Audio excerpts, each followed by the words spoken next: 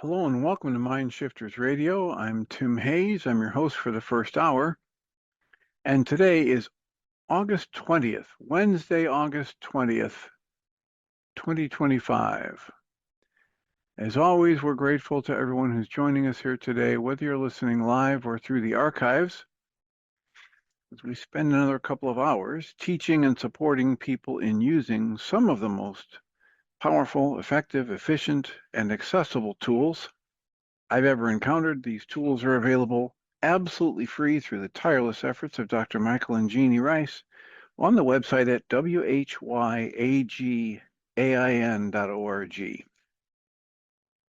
If you go to that website and click on the two words that say Start Here in the upper left-hand corner, it'll take you to a page where you can download and read Chapter 24 of Dr. Michael Ryce's book. His book is titled, Why Is This Happening to Me Again? And that particular chapter of the book contains a narrative description and explanation of the primary tool in this work. That tool is called the Reality Management Worksheet, sometimes called the Reality Management Wake-Up Sheet. And it's a tool I've been using to great effect for over 20 years now to improve the quality of my life and most of my relationships, and to turn any negative emotional experience I have into part of the infallible guidance system that each and every one of us has been given.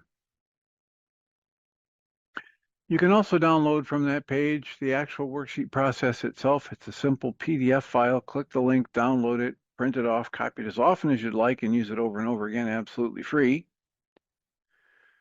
can also download a whole host of audio files of shows just like this one, where people have been stepped through that worksheet process. And if you choose to listen to them, even repeatedly, they can serve as a powerful tutorial for you to help you get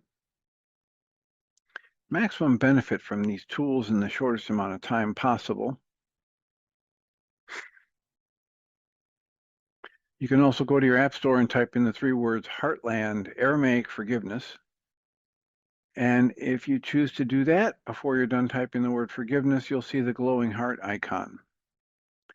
If you tap on that, it will let you download a completely free and private app that contains the Reality Management Worksheet. It contains an abbreviated version of that worksheet process, and it contains a copy of the Dragon Klingon game, which is a wonderful way to introduce these tools to even younger audiences. We hope people do all of that soon and often, primarily because it tends to improve the quality of people's lives the more they actively apply these tools in their lives, and secondarily because it tends to prompt comments, questions, answers, and testimonials. If you have any of those to share with us, we'd appreciate you doing so. You can email me at tjh@mindshifters-academy.org, or you can email Jeanie at jeanie@whyagain.org. That's whyagain.org. And if we get a question or comment from you through an email, we'll address it on the internet show, and then as time allows, send you a notification about what day and time that occurred so you can listen back to the archives for your feedback or input. And we greatly appreciate whenever anybody chooses to do that, because it makes it infinitely easier for us to live into our intention with this work. The intention we have with this work is to be of service, and that is so much easier to do when we know how these things are landing for you. If you're able to join us live, all you need to do is go to your web browser or call in on one of the numbers that Zoom makes available and type in the meeting ID 853-2357-4173. That's 853-2357-4173. And then you'll have the opportunity to either type in the chat room, show us your smiling face, or just connect with audio. And come one, come all. It's a blessing whenever anybody chooses to participate, and we value your input. I was digging out in reference to what we were talking about yesterday, I discovered that the internet show in which the best summary or the overview or the integration of factors related to the truth about role models occurred back in October of 2015, October 14th, 2015. 10/14/2015. If you want to go look that up in the archives to see the whole episode or hear the whole episode, um, I'm going. I with whatever went on today, I didn't research this completely, so I don't know that this will actually work. However, it's my assumption that I can play a clip and you'll be able to hear it. And so there's a 6-minute excerpt from that radio show back in October of 2015, and I was able to track that down, the 6-minute clip. So I will make an attempt here to play that, and I will need a little bit of feedback, I suppose, from someone about whether or not you're able to hear it once I get it rolling.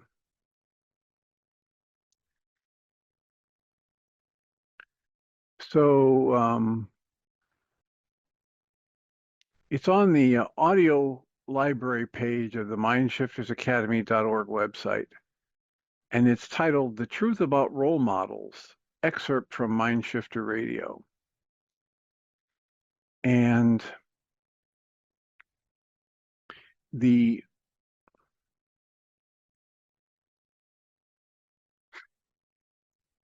background setup for this was that in the intro to that show, I was chuckling and I said, you know, what we're doing here, it's kind of goofy if you think about it. And before I could say anything else, at least two, I think three different people got triggered to upset because their minds told them that I was telling people that the work we do here is goofy. What I said was, it's kind of goofy if you think about it, that we're giving this stuff away, this high value stuff that people charge hundreds or thousands of dollars for, and we're giving it away for free. But I couldn't even get that far, and people generated upset. And so a little bit later on, the conversation came up about the third or fourth round, if I remember correctly, of Michelle Pache, who was the person who was running the switchboard at the time. And she's in another state. I don't know if she was in Michigan at the time or someplace else. This was all done through Blog Talk Radio, so there's no visuals to watch facial expressions. It's very limited to just, voice-to-voice communication like through a phone call. And so she kept saying the same kind of put Tim Hayes up on a pedestal comments, and I kept trying to say, look, it's not me doing all this. And the essence of the talk that came out completely unscripted in the flow of the internet shows was the best, to my eye and ear, of what I try to communicate and what I was trying to say yesterday. So here's a 6-minute and 35-second thing.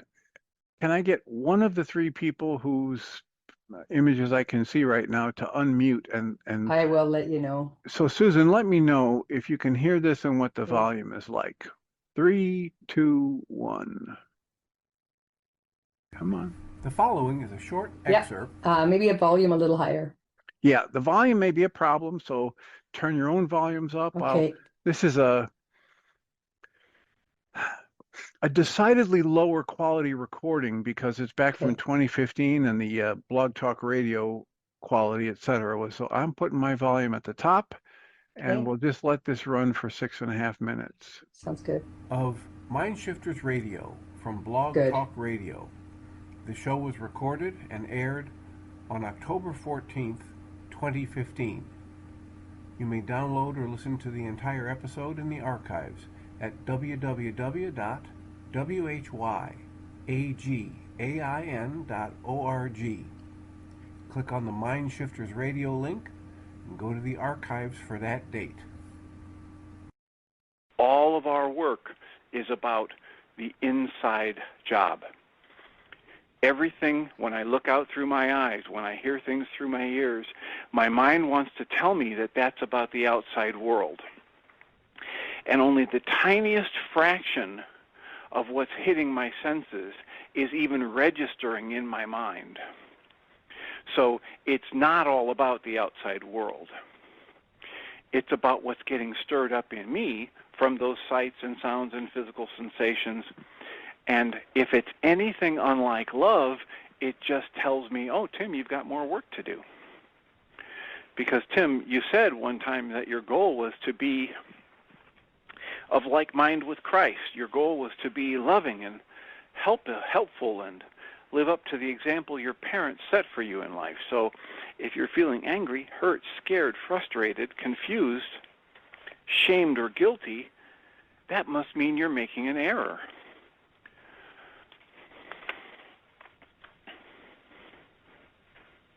That's amazing. That almost sounds like the goal that I have for you in my mind.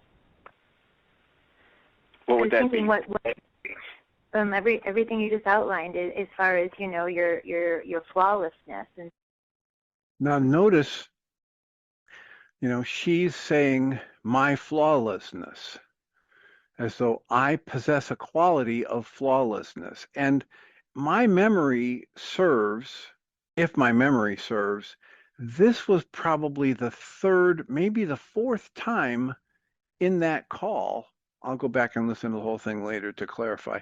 But we had already had a conversation about it's not me, don't put me on a pedestal, etc. So here's what unfolds. She says, you and your flawlessness. So then, if there was that little hint of using this goofier way that you're gonna say something,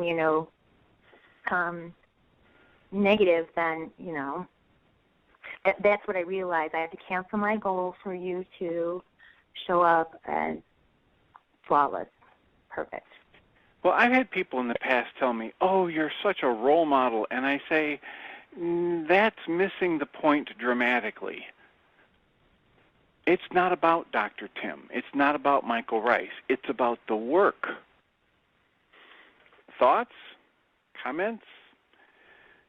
Now, it jumps there because there was some dribble that wasn't directly relatable, and so I edited it out. But you'll hear, here we are again a little bit later on. I'm asking for thoughts and comments. Answers? Questions? Well, actually, earlier I was thinking, too, all these amazing qualities that I see in you. Like a pit bull with a bone. These qualities that I see in you.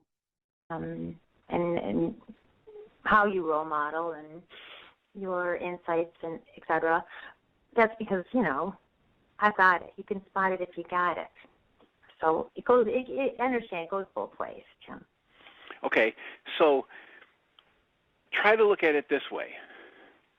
You're describing that you're seeing these qualities in me. Mm-hmm. And what I'm trying to point out to you is you're not seeing them in me. You're seeing them in the application of the work.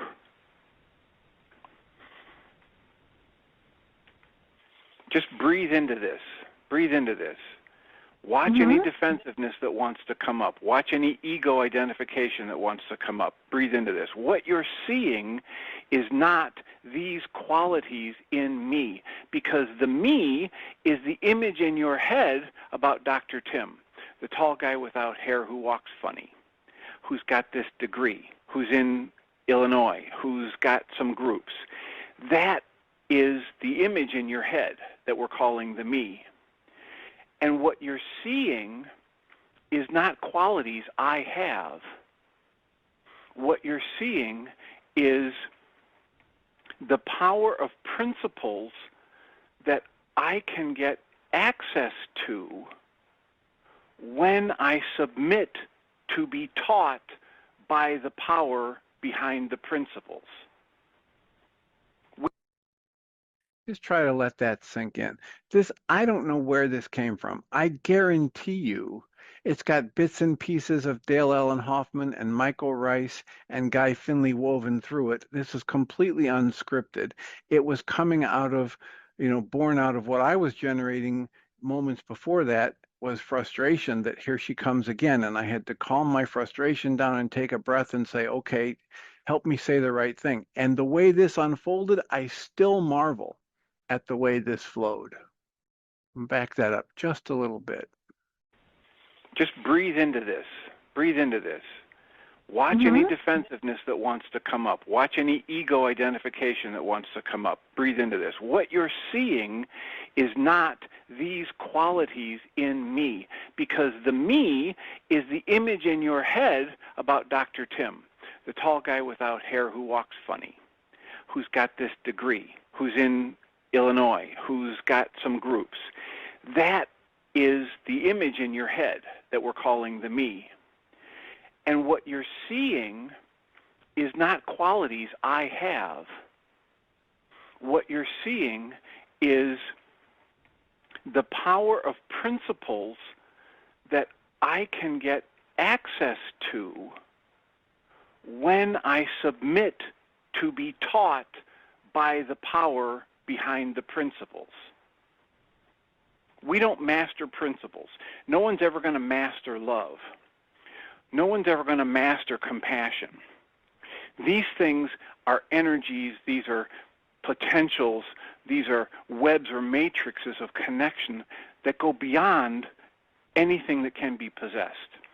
But if I make myself subordinate to this greater power, and allow it to question or help myself question everything I thought was true before I came into contact with it, and I allow this greater power or the principle that it represents to teach me, then in that moment when I'm being taught, the power behind the principle loans me some of its power.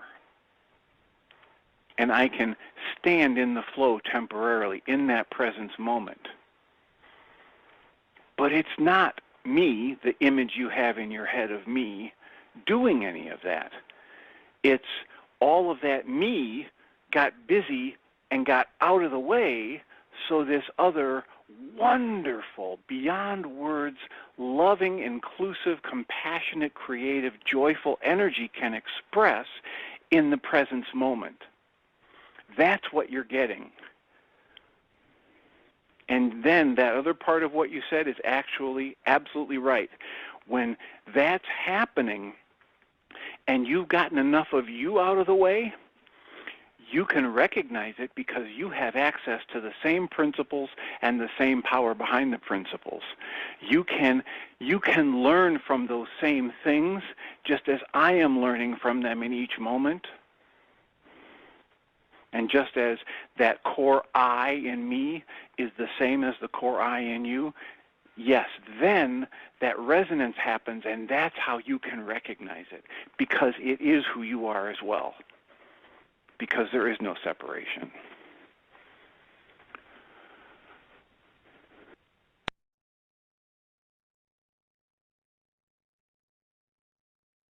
I don't know about you, but it blows my mind. That list of adjectives, wonderful, powerful, they're not even memorized, even though I've listened to this excerpt many, many times.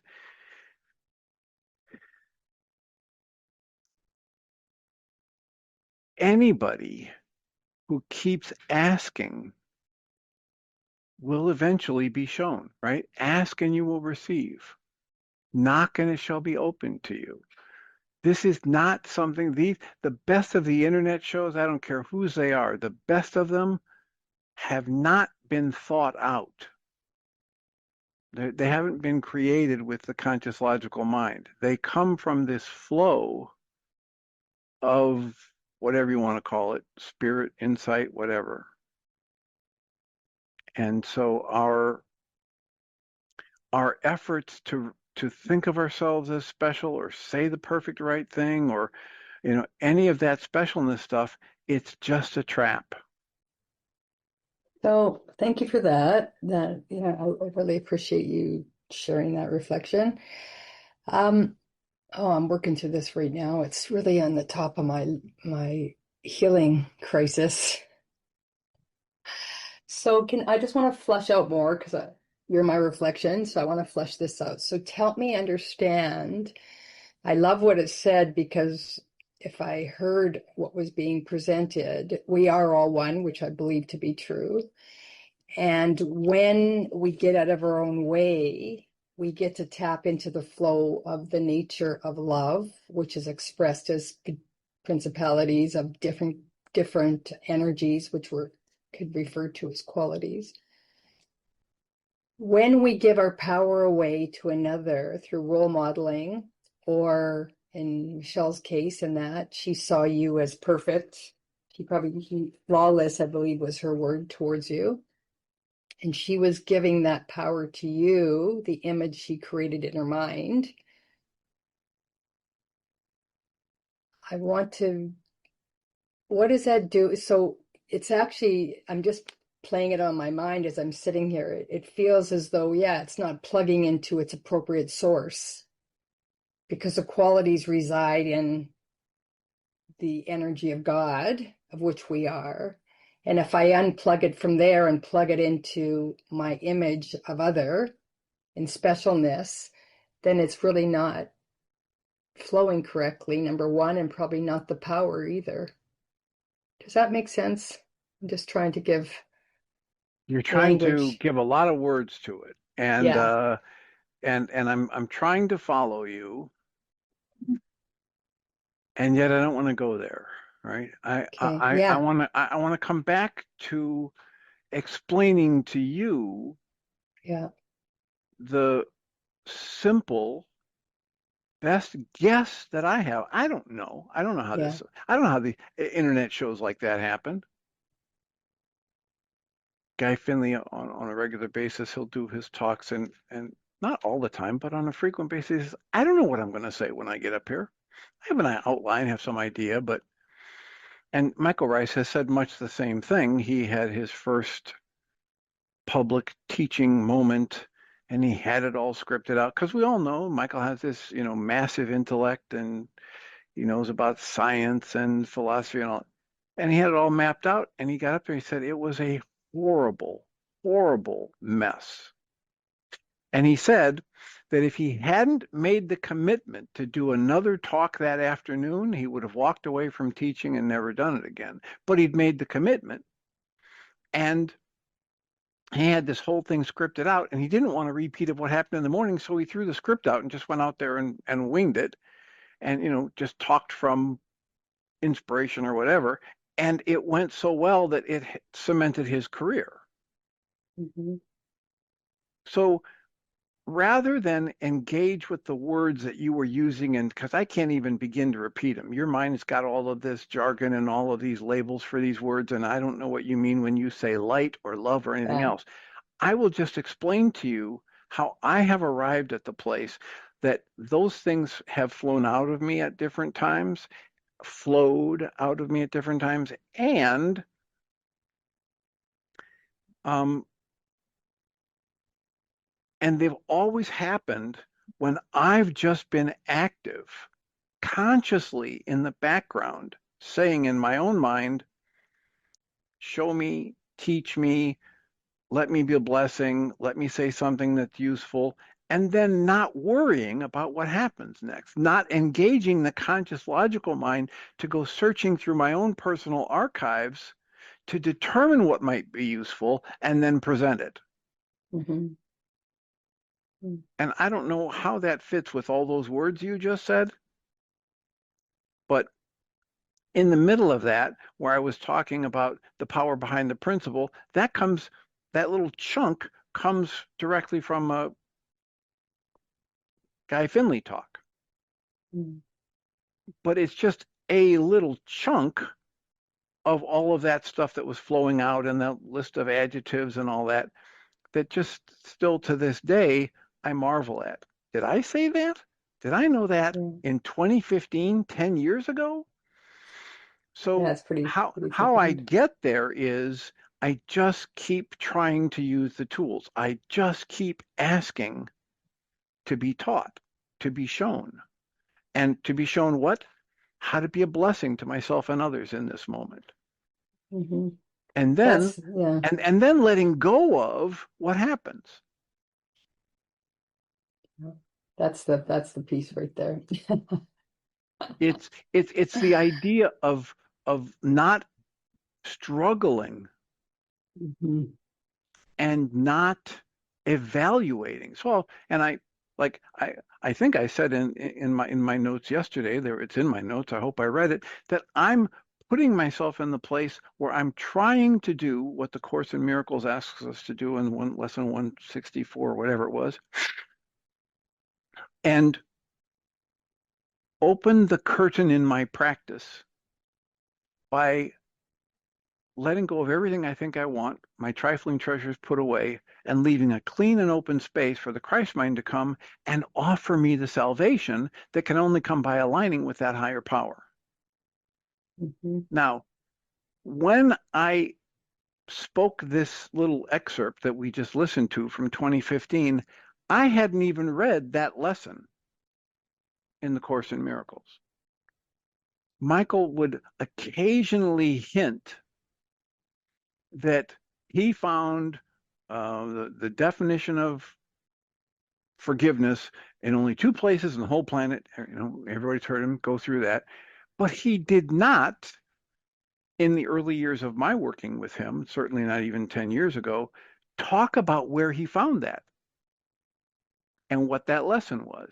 And I remember how I lit up after years of hearing him reference that he found this definition in the Course of Miracles and it matches what's in the Kabbalist manuscript from the ancient Aramaic. But he didn't say what it was or where. And then I remember how I lit up when he said, oh, it was this lesson and it's this paragraph. I put it in my notes from yesterday. Am I saying it right? Do you remember, Susan I F.? thought you said less than 161, but I'm not sure. I'm just going to pull up my Yeah, notes here. It's lesson 164, paragraph 164. 8. And the actual quote is, open the curtain in your practicing by merely letting go all the things you really want, period. Your trifling treasures put away, comma, and leave a clean and open space where Christ can come, comma, and offer you the treasure of salvation. And then it puts it in quotes. He has need of your most holy mind to save the world. Is not this purpose worthy to be yours? Is not Christ's vision worthy to be sought above the world's unsatisfying goals? So that's the quote from lesson 164 in A Course in Miracles, paragraph 8. When this happened back in 2015, I wasn't even aware of that passage or the Mm-hmm. full passage. I'd probably heard Dr. Ryce quote parts of it without identifying the lesson or the paragraph. And gradually over the past 10 years, he's quoted it more. He's told what it is. Um, he's talked a little bit more about how he read the Course in Miracles many times and didn't see that that was a definition for forgiveness until after he'd been working with the ancient Aramaic and came across the word shabag, and recognizing that that was the word from the ancient Aramaic that got translated into something, into something, into something, and comes down into English as the word forgive through the Greek, which means pardon.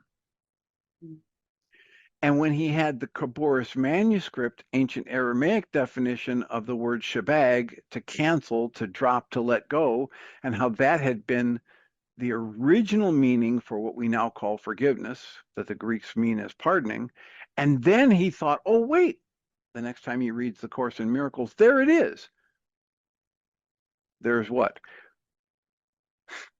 Open the curtain, right? The curtain is the veil that hides from me what's in the unconscious. Open the curtain in your practicing by merely letting go all the things you think you want, your trifling treasures put away.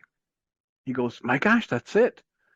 And so he says, now here's Michael Ryce's definitive evidence, proof for him that the consciousness that channeled Course in Miracles is the same as the consciousness that was speaking, that was quoted as, saying shebag and all that good stuff.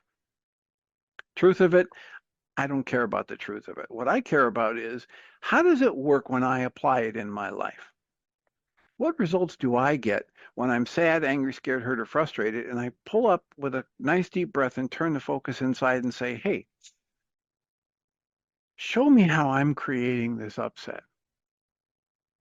Let me let go of everything I want. Let me find out any goal that might be running in my mind and just say, I cancel the thought, cancel the goal, ask to be shown the hidden part of my mind. The more I do that, the better results I get. And so I don't care if it was Yeshua that said it, or if it was never said by a human, or, whether it was actually a talking snake. I don't care about any of that. I care about my life today and how I can manage to be more of a conduit for the loving energy that we call life, God, love, whatever you want to call it.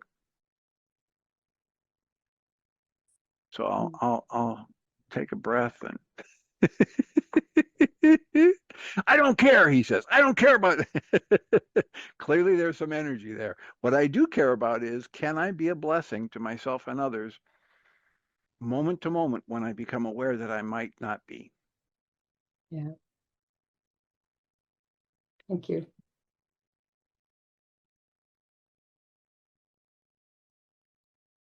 So again, at some point in the not too distant future, I will dig out the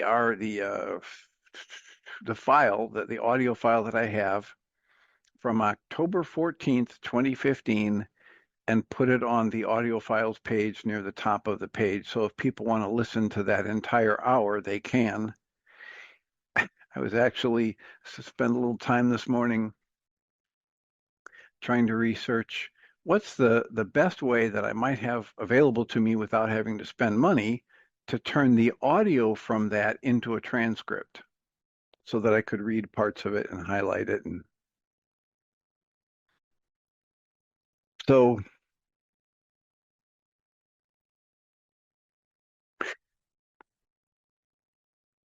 as I talk to people about this, because most of us are just like everybody else, we have a tendency to take it personally. So some people might say, oh, you were so hard on Susan F. the other day when you talked about her putting you on a pedestal or whatever.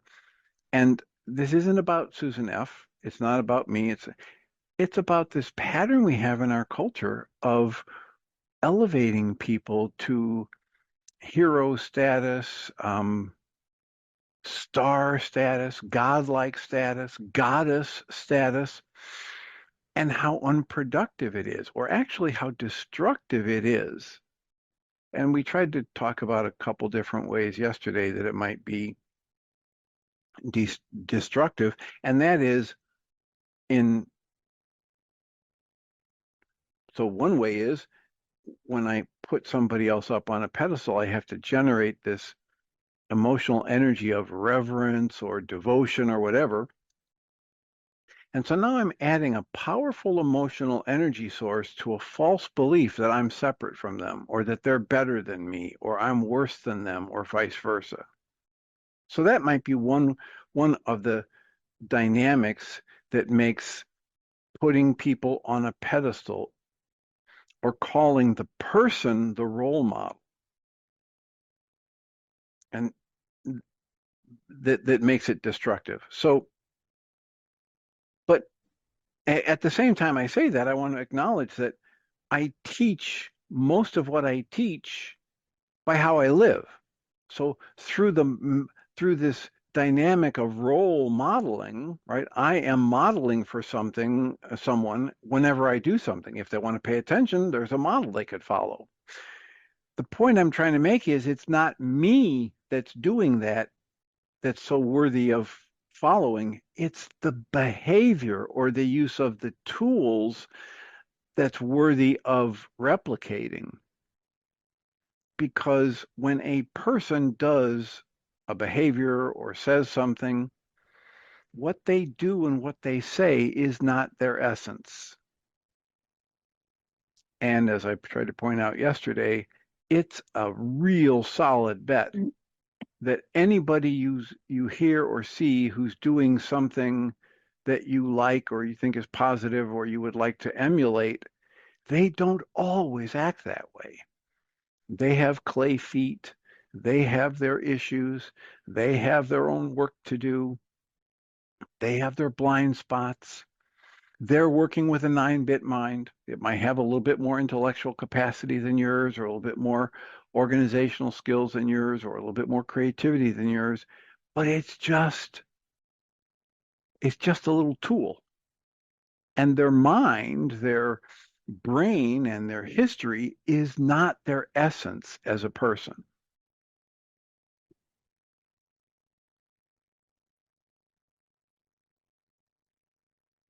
I was so glad you said that part about putting people on a pedestal is destructive. You know, that whole thing is just so true. And the other thing I wanted to say, I just had surgery. So last night in the meeting we had, I was really stressed about the surgery this morning. And so I'm glad it's over. I'm in one piece and hope that something out of my mouth will make sense. But I love it in the Course of Miracles. I grabbed my book. I looked up 164, the lesson, and I love it in this book when, like you were describing, Michael, when he was going, that's it, that's it. There's so many times in this book where something I've read matches so perfectly with something else, so many something else's. And it's just so exciting to, hear I love your voice when you read. Voices are music to me. And the open the curtain and you're practicing by merely letting go of all the things you think you want.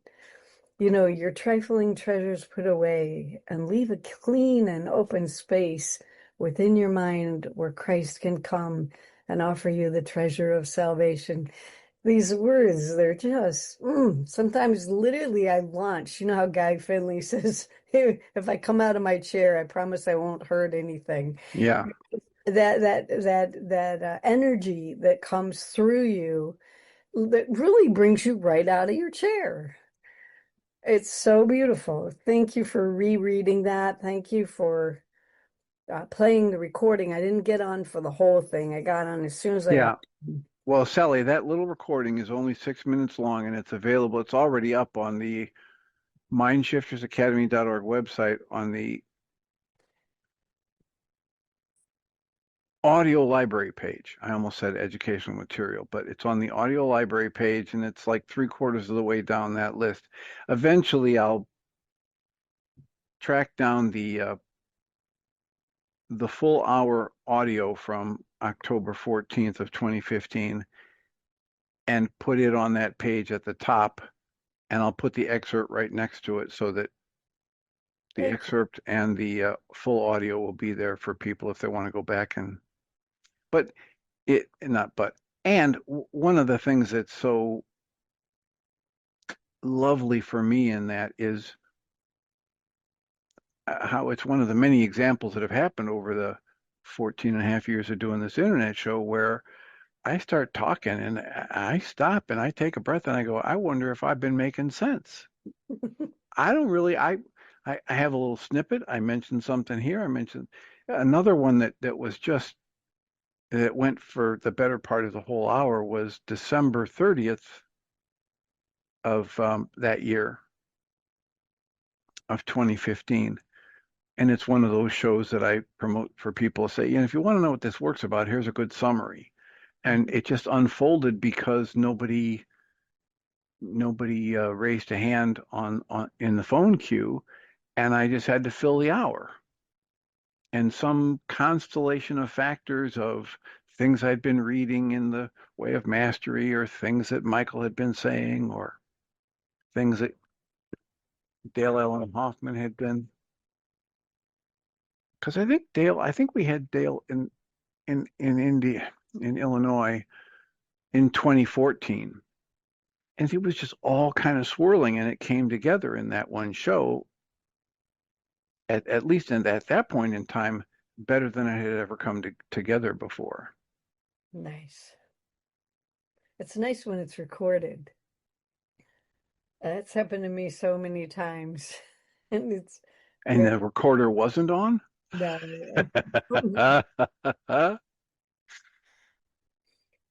Oh.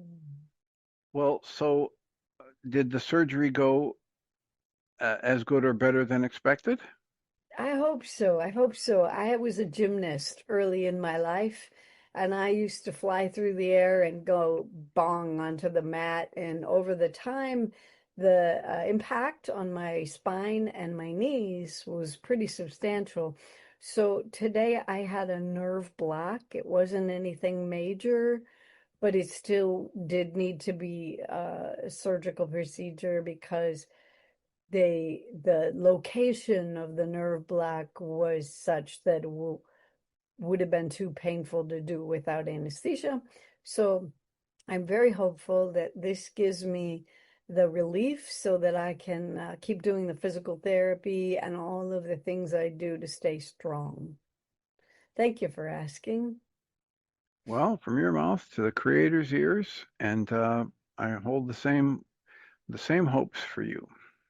Thanks so much.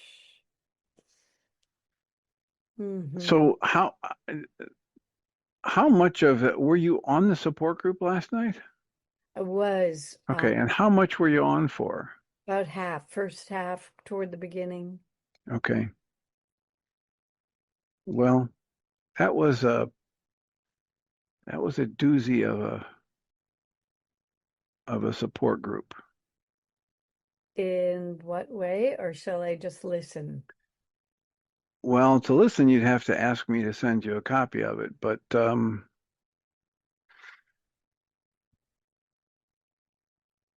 it just got pretty intense for some people. Somebody did a worksheet, and I'm trying to place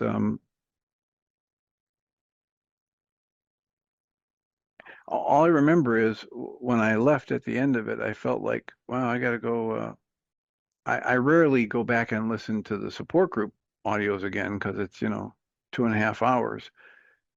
Sometimes I scan in to zero in on a part of it, but so it was, I think there were three different people who did processing and work. And so,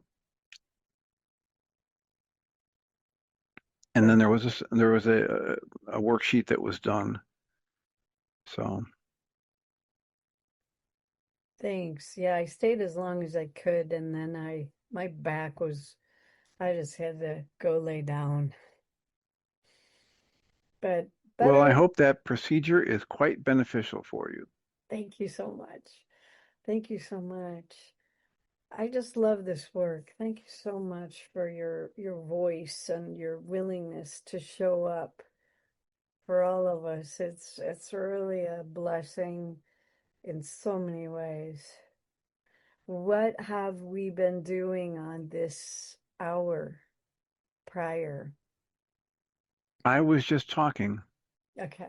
kind of filling the threads and saying that I went to look for that excerpt, and lucky for me, when I recorded that excerpt, when I cut out that excerpt and went to prepare it, I did an intro that said, this is from October 14th of 2015. So now I don't have to go searching through the archives. I know which show I need. I just need to pull it up off of my old computer or wherever I have the file, and then I can upload it to the mindshiftersacademy.org website. The, the point I'm trying to make with this is that this is not a problem that Susan F. has, or Susan B. has, or Sally has, or Tim has. This is a cultural phenomenon that is really unproductive, that we put people up on a pedestal, that we give millions and millions of dollars to our pro athletes, and you know pay our teachers barely enough to live on, and then they have to use some of their salary to equip their classrooms, et cetera. So our culture is all lopsided, and we're the product of our culture, at least in part. Each and every one of us is a product of this culture. Each and every one of us has been trained into, or conditioned into, or you might say brainwashed into, how this is a really good thing to idolize people, to worship people, to go to, I don't know, any lengths to get in front of a Taylor Swift concert, or the NFL game of your choice, or it. And all we're taking a look at in this work is that we can acknowledge that we do this without taking it personally, because it's what our culture has taught us to do. Mm-hmm. So it's not a defect in anybody who fawns over people, or who puts people on a pedestal, or keeps putting themselves down in the pit. It's just the natural byproduct of this rather extensive and intensive conditioning that our culture gives all of us. Mm-hmm. What do you think is and I don't know this generalization, is there an underwriting goal that we're all trying to feel that you could put in one box, or is it all completely different for every individual? A goal related to what? To why people fawn or put people on pedestals? What's the goal? Well, Is there, the just generally speaking? well, generally speaking, I think the goal for it is contained here in the Way of Mastery, where it says, right in the first lesson, probably on the 5th page, if my memory serves correctly, as I flip over to it, that this pathway is not about your logic, right? This comes from the 5th page of the Way of Mastery, where at the very top of it, it says, here's the first step in awakening. And it says, the first step in awakening is to, now listen to the words here, to allow into the mind this axiom of truth. Think about that. It doesn't say you better believe this. It doesn't say you're going to get punished if you don't do this. It doesn't say only good people do this and bad people don't. It just says, here's a first step in awakening, is to allow into the mind this axiom of truth. And now here's the axiom. Nothing that you experience is caused by anything outside of you. You experience only the effects of your own choice, period. That's the first axiom. And then I'll gradually probably read most of the rest of this one page, but just a suggestion. You want to go here, let this in and see what it does. Let this observation and thought into your mind. And then it says, during the first part of this course, we will be building lesson by lesson on what I am choosing to call the way of the heart. This is a way that is unknown to the world. It is a way that's unknown to many that would call themselves spiritual teachers. For it is not a way of resting on or becoming dependent on magical means.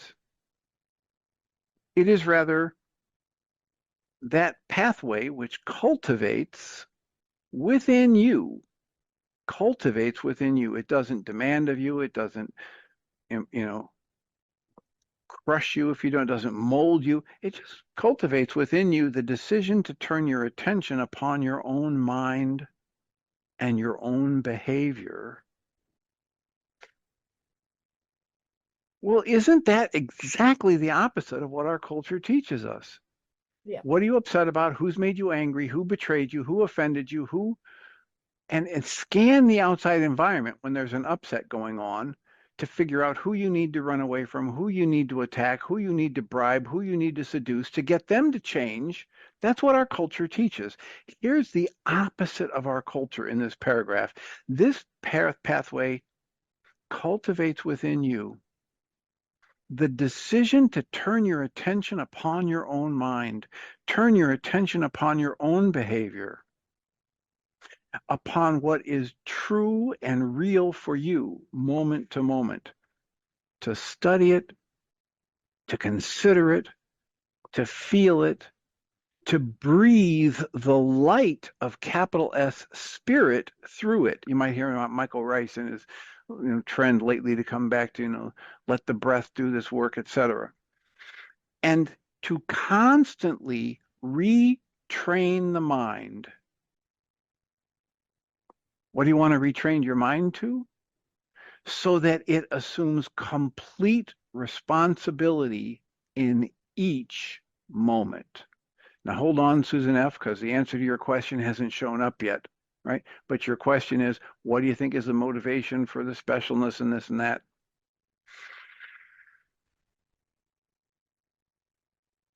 So the next paragraph asks the question, so why is that necessary? Why do I have to take complete responsibility in each moment?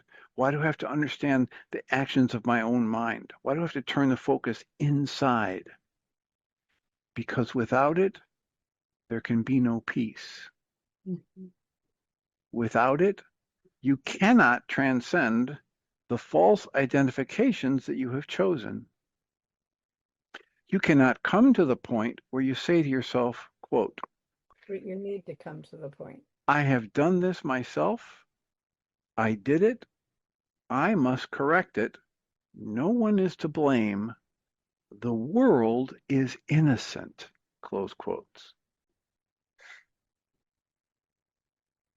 Then it says, in the lessons that follow, we will be communicating with you more and more deeply the finer points of the way of the heart. For it is that way that was taught to me. Notice how we slip this in here. Right? Most people think about Yeshua or Jesus as God, as the Savior, as part of the religious belief. He just kind of slips it in there. I had to learn this too. Okay? I had to have teachers. I had to do practices. He slips that in from time to time. Just kind of under the radar. Doesn't punch you in the face with it. Just kind of slips it in there. For it is the way that was taught to me. It is that way that brings about the reversal of every thought you've ever had about anyone or anything. Think about the power in that line. This way brings about the reversal of every thought you've ever had about anyone or anything. Mm-hmm. Why would that be a good thing? Well, because my thoughts are not the thing. Mm-hmm. And my thoughts coming through the mechanism that is trying to rearrange all the impulses it gets from my five senses to make sense of it. My thoughts and the five senses show me repeatedly evidence of separation where there is none. And so this is a way that brings about the reversal of all of those negative conclusions, judgments, perceptions, etc. It says, it is that way alone which allows you to pass back through the eye of the needle, to come to rest in the perfect peace from which you have sprung forth. So it's not talking about your body, it's talking about your consciousness and your awareness. The next paragraph I have outlined with a green highlighter around the paragraph. It's a short paragraph. It says, the way of the heart is not the way of the intellect. The way of the heart is not the way of the intellect. Now, some people might be thinking, oh, they're telling me my intellect is a bad thing, or because I use my intellect, I'm wrong. Take a breath if that's the case. There are worksheets you might need to do on that, or EFT tapping that would help you with that. There's no attack on anyone or anything in this book. Just like the Way of Mastery, there's the recognition, or the A Course in Miracles, there's the recognition in this book that if I defend, I'm bringing on attack. And if I attack, I'm in error. The way of the heart is not the way of the intellect. For indeed, the intellect, that aspect of the mind, was never designed to be your master. Now we're living in a culture that has elevated the intellect to a deity level, right? The smartest people. We take one of the people we think is the smartest and we let him become a billionaire. How about that for putting people on a pedestal? I mean, our whole system is designed that way. The way of the heart is not the way of the intellect, for indeed, that aspect of your mind, the intellect, was never designed to be your master.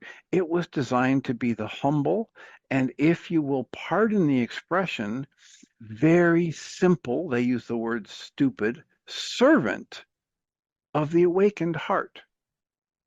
So what's the awakened heart? Okay, just sit with that question for a minute. What does it mean, awakened heart? These are just words. So they're bringing us a series of words put together to point in the direction of an experience that we can usher ourselves through. And they give us exercises through the whole book. The next paragraph says, the heart is that which feels all things, embraces all things, trusts all things, and allows all things.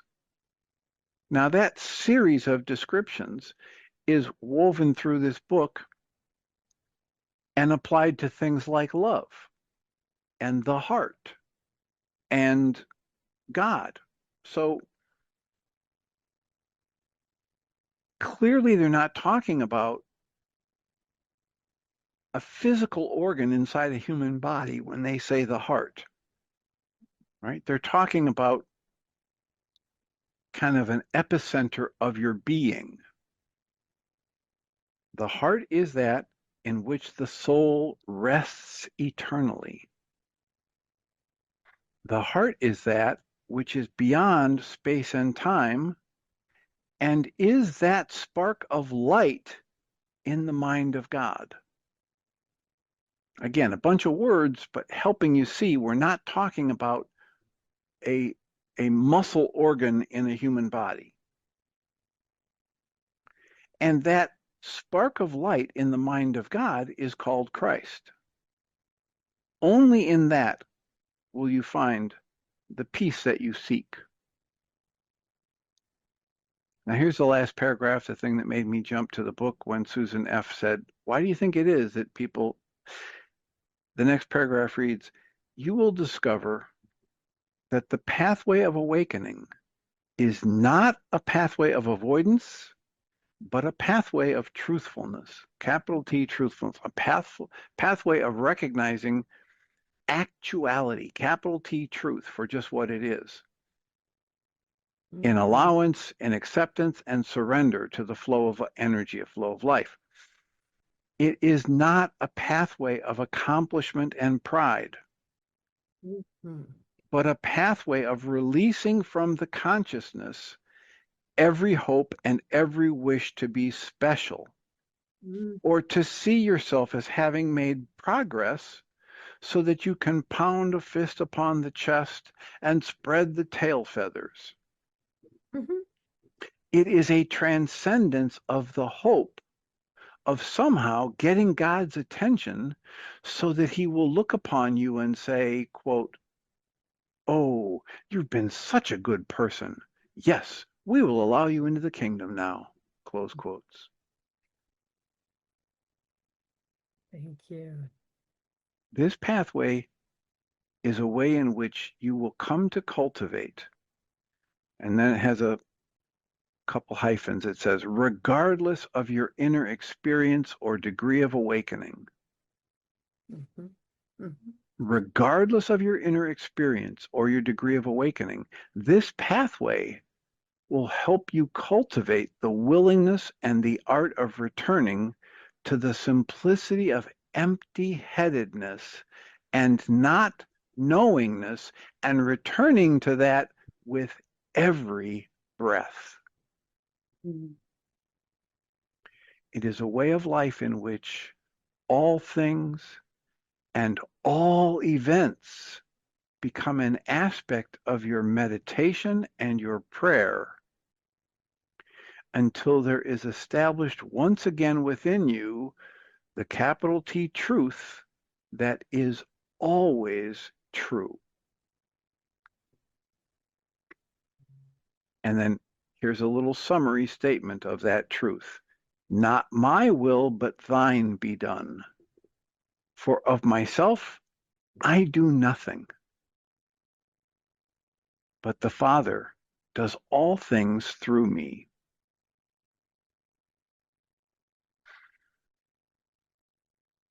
So why do we do it? Because we've been conditioned to do it. Because everything about our culture says, if you're good, if you're special, if you're nice, if you do what the powers that be want, you get rewarded, and if you don't, you get punished. Goes all the way back to the beginning, doesn't it? Look how we put Jesus on a pedestal. We put Jesus on a pedestal.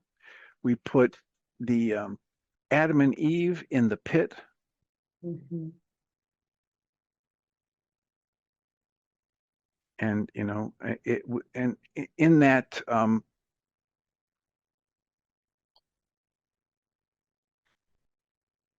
process,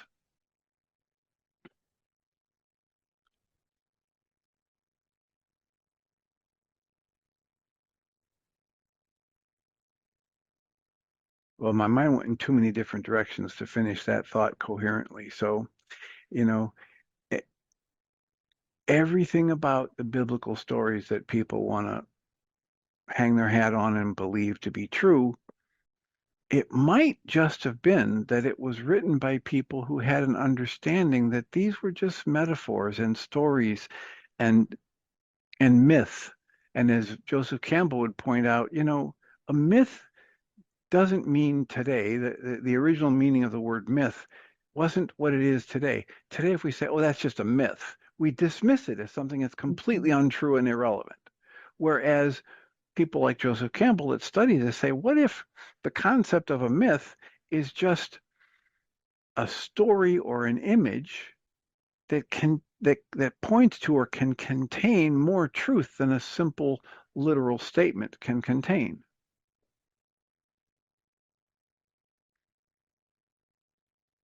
So what does it do to your psyche and your precious beliefs? And by yours, I mean ours, any of us listening, Mhm. if we question everything. What if the story about the Garden of Eden is not a literal story? What do you mean there's no talking snake? What are you? An atheist? Okay, I don't think you have to be an atheist to question the validity of the literal translation that a talking snake told the woman blah blah blah. And yet the instruction that can be derived, I mean, that story, when it's told and understood as simply a metaphor or a symbol, can be taught to kindergarten children. Mhm. And the underlying, it's like you can tell the story of the boy who cried wolf, and kids can understand it at a certain level. And as they get older and they get to be preteen and teen, then you can start to explain to them at deeper and deeper levels that, you know what, this can be generalized out to pretty much everything in your life, right? Oh, the tangled web we weave when first we practice to deceive. And then a little bit later on, they get to be in their 20s and you can hit them with, Oh, the tangled web we weave when first we practice to perceive rather than just be awake and aware in the moment. When we decide to judge and label, when we decide to pretend we know. This pathway, it just said, is a pathway of not knowingness, empty-mindedness. And yet, as you listen to various teachers from teaching Course in Miracles or Way of Mastery, just keep your little radar going. Have a little special setting on your radar for an indication that this person's trying to tell you they've got the truth. We had one of our long-term group members for a lot of years was an artist and a writer, and she talked one day about some writing she did. She said, I've met a lot of people like this, and they stumble across a piece of the truth and they start teaching it, which is really good. It's really useful to have a piece of truth, to be able to see things as a capital T actually are. And then she says, and time after time, what happens is they begin to think that their truth is the truth. Then they begin to think they're the only ones that have that truth. And then eventually they start thinking they are the truth. Watch out for when that happens. Well, it appears I need a timekeeper because we've gone way over. So my apologies for holding you late. The second hour is probably already started with Michael and Jeanie. Please feel free to remember that we come from love. We're made of the stuff we call love. We actually are love, and everything else is false. Blessings.